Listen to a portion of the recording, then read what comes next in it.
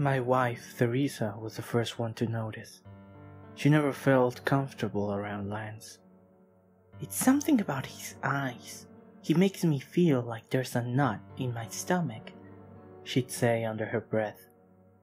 When Lizzie was born, Lance would frequent the house even more. My daughter was an angel, with her golden locks melted across her white silk-like skin.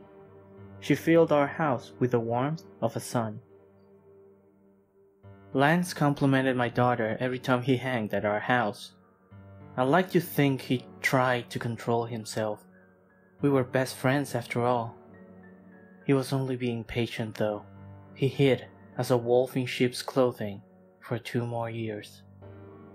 Then his chance came in the form of a plea, and I was his accomplice. I was working a double shift at the factory. Lacey had just picked up a pesky flu which had her feeling nauseous and gasping for air. Theresa called me at about 11 p.m., concerned that Lacey was having a lot of trouble breathing. My wife didn't know how to drive. Gotta thank her overprotective daddy for that one. Maybe if I had taken the time to do so, none of this would have happened. In my panic, I called Lance. He owned a car and lived just a couple of blocks from our house. I arrived home 20 minutes later, after Lance assured me that everything was alright. It was the first time his words scraped inside my head like a vicious mole trying to carve its way out of my brain.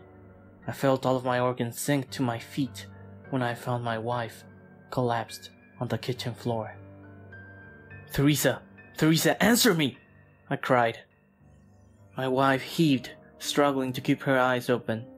Lee, she mumbled. She kept trying to stand, but her legs tumbled around like a couple of earthworms. She pointed at Lizzie's bedroom as her face contorted to what I can only describe as utter horror. I grabbed one of the kitchen knives and climbed up to the 2nd floor. Inside, Lance lay naked, his pale back hunched towards the other side of the room. Lizzie lay naked beside him. Lance caressed her locks, unaware that I was right behind him. "Did you like it, beautiful?" he said as a small chuckle escaped out of him. The knife went in so easily. His back felt like warm butter as the edge of the blade disappeared inside of him. I clasped his shoulder and threw him out of my daughter's bed. He groaned, raising both of his arms, trying to fight the knife, but I didn't stop. I stabbed him again, and again, and again, and again. Ribbons of red flew out of him as I carved into his skin.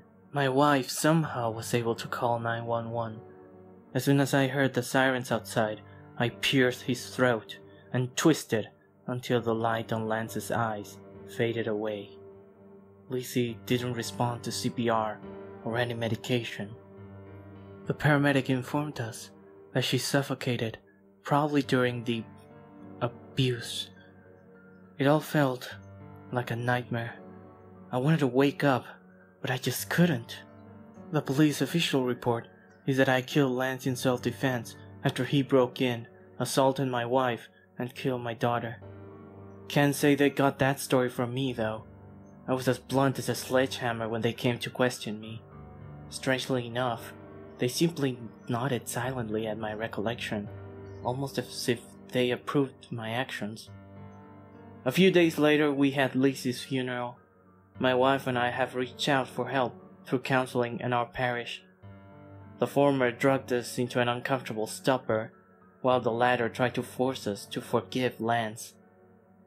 I've been plagued with dreams about him. Bastard got off easy. In one of them I boil his skin with a branding iron. On another one I make him drink bleach until his belly bursts. Every day I think of a more excruciating way I could have killed him. My priest tells me that vengeance is for God and God only. What sort of God allows such a horrific thing to happen to a sweet, innocent girl? I'll tell you. Either your God is a sadistic pig, or he just doesn't care. Honestly, I hope I go to hell, and when I do, I'll find Lance, even if I have to go through Lucifer himself.